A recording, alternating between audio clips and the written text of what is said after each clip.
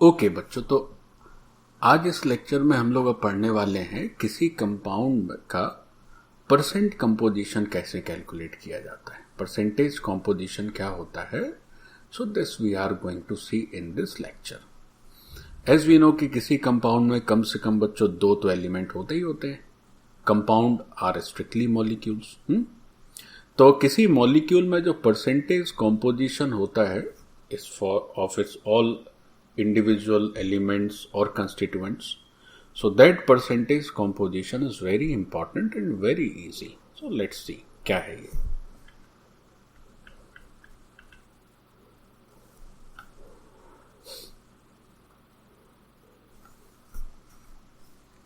तो अगर स्टार्ट किया जाए तो से some compound is given to us. Let's say the compound is कोई भी hypothetical compound समझ लेते हैं या कोई रियल लाइफ कंपाउंड ही ले लेते हैं। से द कंपाउंड इज से glucose C6H12O6। This is glucose. Now this glucose consists of three elements, three type of element. First is carbon, second is hydrogen and third is oxygen. तो ये glucose को ही पूछे कि ग्लूकोज बनाने के लिए क्या क्या चाहिए भाई आपको, जिससे कि आप ग्लूकोज प्रिपेयर कर सकें। तो आप कहेंगे भाई हमें कुछ कार्बन दे दीजिए और कुछ हाइड्रोजन भी दे दीजिए, और क्या कहेंगे आप कि कुछ चलिए ऑक्सीजन भी दे दीजिए, तो हम ग्लूकोज बना सकते हैं।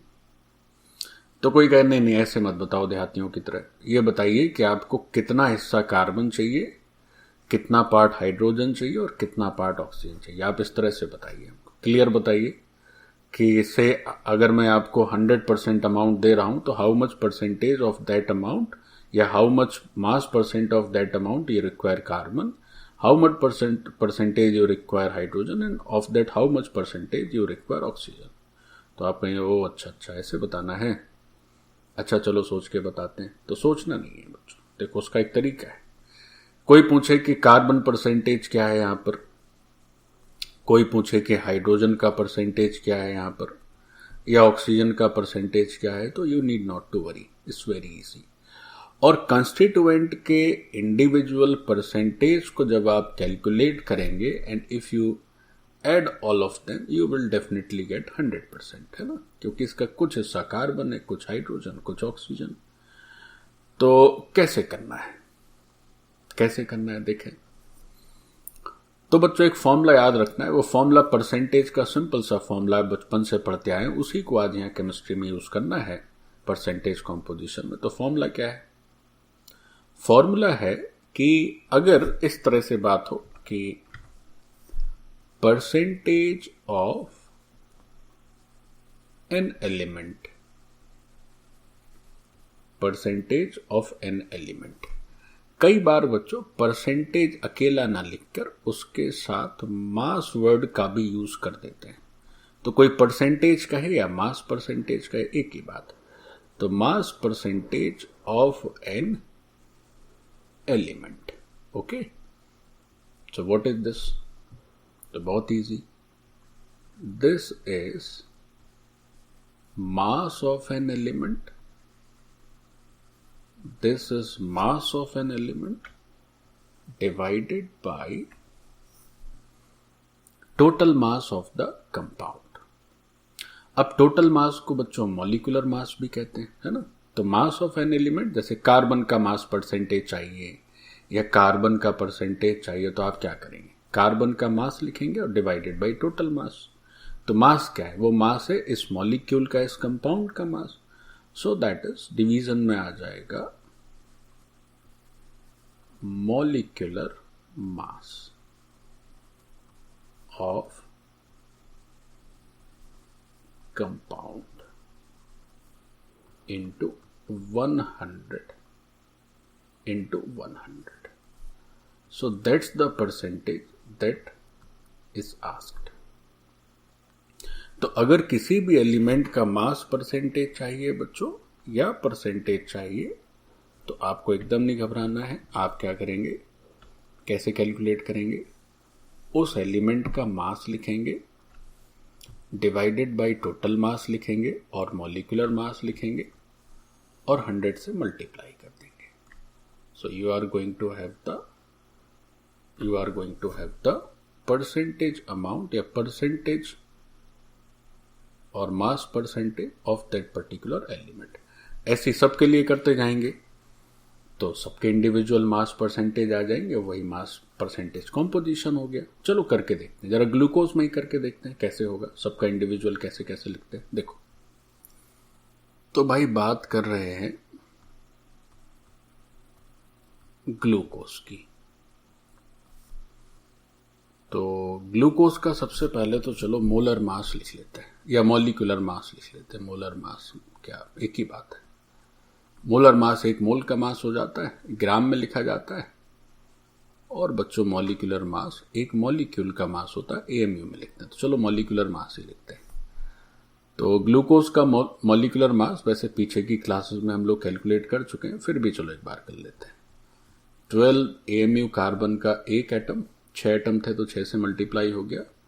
1 AMU into 12 atoms of hydrogen, 16 AMU into 6 atoms of hydrogen. So if you calculate this, you are going to have the value of 180 AMU. अच्छा चलिए, अब कोई पूछे कि बताइए इसमें कितना कार्बन का कितना परसेंटेज है. कार्बन का कितना परसेंटेज है? तो कार्बन का कितना मास है भाई? तो कार्बन का मास कितना है? कार्बन का मास है 12 AMU. एक एटम का मास होता है, इसमें 6 एटम है कार्बन के. तो कुल मास हो गया कार्बन का 12 into 6 divided by the total mass into 100 into 100. So this is mass per. अब इसको सॉल्व कर लेंगे so you will get the answer. तो ये हो गया मास परसेंटेज और परसेंटेज ऑफ कार्बन. अच्छा ठीक. Now let's calculate hydrogen percentage. So 12 से स्टार्ट नहीं करते हैं. 1 AMU एक हाइड्रोजन एटम का मास होता है बच्चों, लेकिन यहां पर तो 12 एटम है. और ग्लूकोज का मास 180 into 100. So this is the percentage of hydrogen. Okay, अब जरा कैलकुलेट किया जाए ऑक्सीजन का कितना परसेंटेज है. तो ऑक्सीजन कितने हैं भाई? 6. तो एक ऑक्सीजन का मास 16 AMU और 6 ऑक्सीजन एटम है into 180, sorry divided by 180 into 100 percentage. So this is the answer. ये हो गया तीनों का इंडिविजुअल मास परसेंटेज और you can say only percentage. अब जैसे if you add all these 3 तब क्या होगा? 100% होना चाहिए कि नहीं होना चाहिए? तो अगर हम तीनों को जरा ऐड करके देखें, मतलब कार्बन का percentage plus hydrogen percentage plus oxygen percentage. So how much we are having? देख लो भाई, 12 into 6 प्लस 1, या हम डायरेक्ट ही कर देते हैं. 12 into 6 करेंगे बच्चों कार्बन का, तो दिस वुड बी 72. ये हो जाएगा 12 और ये हो जाएगा 96. 16 into 6. और चूंकि 180 तो एलसीएम आ जाएगा, सो 180 रहा नीचे और इंटू 100 हो गया ऊपर. 100 तो सब में कॉमन है. तो जरा गौर करो, ये 72 plus 12 this is 84 plus 96 this is 180. So this is 180 by 180 into 100 percentage. So the value is overall 100. और ये आना ही था, ये तो होता ही है, सारे परसेंटेज का समेशन 100 होता है, तो हो गया. So this is the basic meaning of percentage composition of a given molecule or a compound. Percentage composition word भी यूज करते हैं, and sometimes we also use the word mass percentage. Both are same. Okay, तो अभी ये जो percentage composition की बात हुई, चलो इस पर कुछ क्वेश्चंस कर लेते हैं. और ये भी बहुत ही स्टैंडर्ड क्वेश्चन है, you can find it anywhere in any standard resource. So the question is से इंसुलिन इज अ ड्रग, सबको पता है इंसुलिन दवाई है, लेकिन हमारे काम का क्या है? Drug containing, it is a drug containing sulphur, containing sulphur S. ठीक, ओके। और क्या क्या जानकारी है?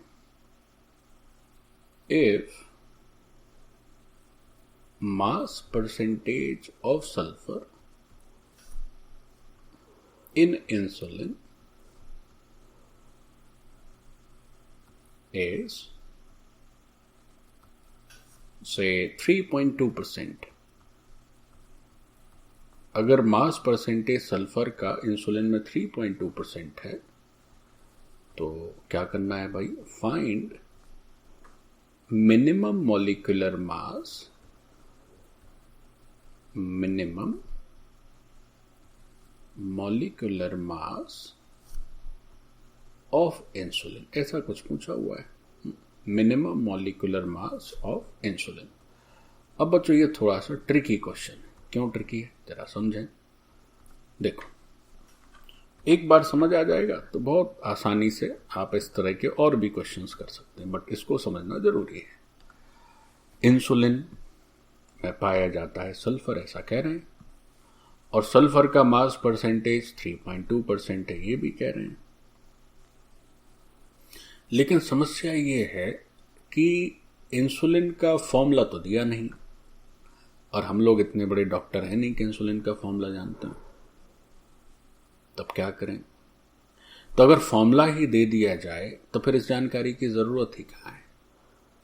आपसे क्वेश्चन में क्या जवाब चाहते हैं? वो चाहते हैं कि मिनिमम मॉलिक्यूलर मास बताइए इंसुलिन का। तो अगर फॉर्मूला ही पता चल जाए तो उसमें जो जो कंपाउंड्स हैं उन सबके एटॉमिक मास को ऐड कर दिया जाएगा, तो we will have the molecular mass. फिर इतनी कहानी की जरूरत ही नहीं, कितना सल्फर है क्या, उससे क्या मतलब है? तो फॉर्मूला ना देना जायज है, फॉर्मूला नहीं देना चाहिए। एक बात तो ये समझे। अच्छा ठीक है सर, तब फिर क्या करना चाहिए? फॉर्मूला नहीं देना चाहिए तो देखो, मास परसेंटेज सल्फर का दे रखा है 3.2%, ओके, और मिनिमम मॉलिक्यूलर मास जानना चाह रहे हैं। तो अब एक बात और समझिए, ये मिनिमम मॉलिक्यूलर मास ऐसा वर्ड क्यों लिखा है इन्होंने? मॉलिक्यूलर मास क्यों नहीं लिखा? मॉलिक्यूलर मास भी मिनिमम मैक्सिमम होते हैं क्या? इनका कहना है कि मिनिमम मॉलिक्यूलर मास बताइए इंसुलिन का क्या पॉसिबल है। तो इस बात का क्या मतलब है? मिनिमम वर्ड का क्या मतलब है समझिए। जैसे बच्चों हम ये मानकर चलें कि मान लेते हैं कि इंसुलिन में या इंसुलिन के एक मॉलिक्यूल में हमारे पास एक एटम, हमारे पास n एटम्स हैं सल्फर के, है ना। So let number of atoms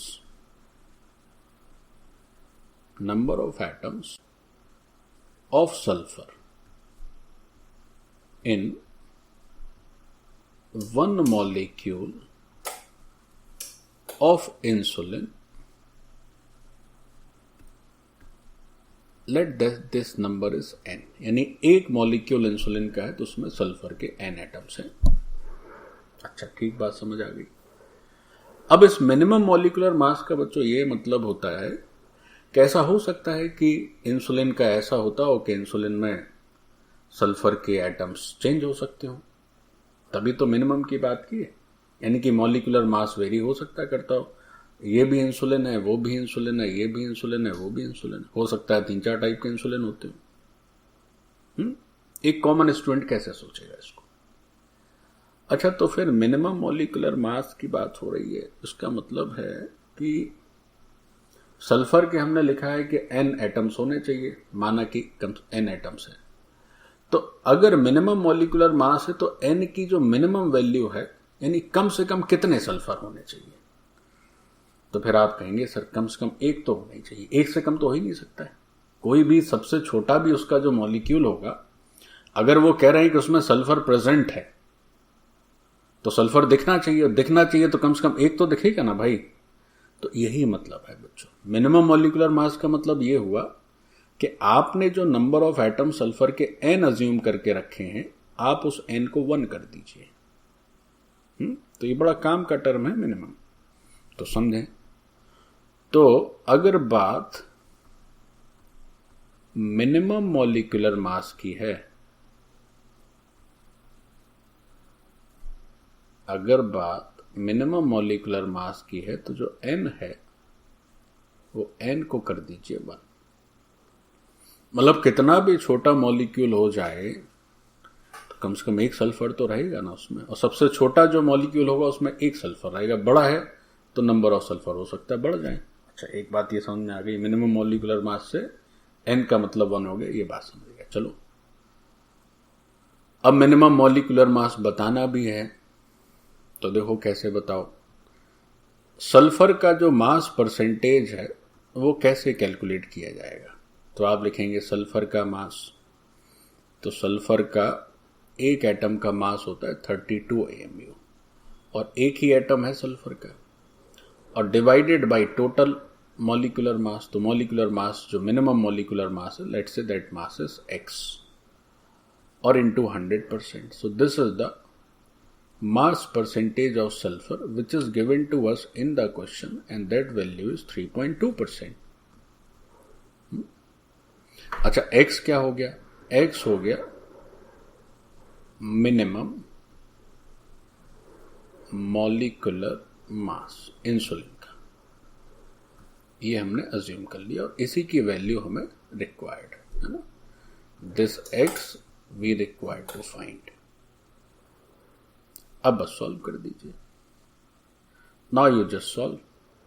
अब देखिए 3.2% ही क्यों रखा है? देखिए अगेन, केमिस्ट्री में ये नहीं एग्जामिनर चाहेंगे कि आपसे मजदूरी करवाए कैलकुलेशन में, वो ये चाहेंगे कि आप मास परसेंटेज क्या होता है ये जानते हैं कि नहीं। तो कैलकुलेशन आपकी आसान हो, इसलिए ऐसी सेटिंग से वैल्यू लिखी जाती है कि फटाफट सॉल्व कर दें। देखो जैसे ये 32 यहां भी है, 3.2 यहां भी है, देखो कैसे हो जाएगा फटाफट। तो प्यारे बच्चों, 32 था यहां पर, और इंटू 1 था, और नीचे था x, और इंटू 100, और सामने लिखा हुआ था बच्चों 3.2। तो जरा सॉल्व करो इसको, क्या आता है। तो ये 3.2 है, तो 10 टाइम्स ये कैंसिल हो गया। सो अपने पास जो x आया, उस x की वैल्यू आ गई बच्चों 1000 AMU। So this 1000 AMU is the minimum value of molecular mass of the molecule of insulin. So this is your answer. तो यहां मिनिमम मॉलिक्यूलर मास में मिनिमम वर्ड का बड़ा रोल है, क्योंकि मिनिमम वर्ड है, तभी हमने कहा कि भाई अच्छा ठीक है, मॉलिक्यूल में सल्फर रहना ही है और उसका कम से कम मास हो, तो उसके लिए कम से कम एक सल्फर तो चाहिए ना चाहिए। अब सल्फर ज्यादा हो जाएगा तो मॉलिक्यूलर मास भी बढ़ जाएगा, इसलिए हमने n की वैल्यू वहां पर 1 कर ली। So this was done. अब चलो और थोड़ा करते हैं। Now come to the last question of this series, है ना, ये मास परसेंटेज का आखिरी सवाल। क्वेश्चन कुछ यूं है बच्चों, हैं सब वैसे ही, आप और 10 कर सकते हैं ऐसे ही, सब में थोड़ा थोड़ा चेंजेस कर दो, तो ज़्यादा टाइम की बर्बादी से फ़ायदा नहीं है। So let's say there is a compound say C6H5, कोई भी आड़ा तिरछा लंबा चौड़ा कंपाउंड लिख कर दिया जा सकता है। So in this compound this is bromine, this is N। ऐसा लिखा हुआ है कि जो परसेंटेज बाई मास है ब्रोमीन का, this is 10% in this compound, it is given, and you need to tell the value of this N। ये जो CH2 होल N लिखा है, इसकी वैल्यू बतानी है। चलो करके देखते हैं इस क्वेश्चन को। ऐसे बहुत सारे infinite number of questions can be formed, सबका तरीका एक। देखो क्या परसेंटेज ब्रोमीन का दिया है 10%, तो परसेंटेज का फॉर्मूला हम सबको पता ही है क्या होता है। देखो, तो अगर ब्रोमीन का परसेंटेज देखें तो ऊपर लिखेंगे मास ऑफ ब्रोमीन। सो Br3 है बच्चों, थोड़ा ठीक कर लो जरा इसमें। This is actually Br3। Okay, now okay, तो ब्रोमीन का अगर मास परसेंटेज देखें प्यारे बच्चों तो कैसे हो जाएगा।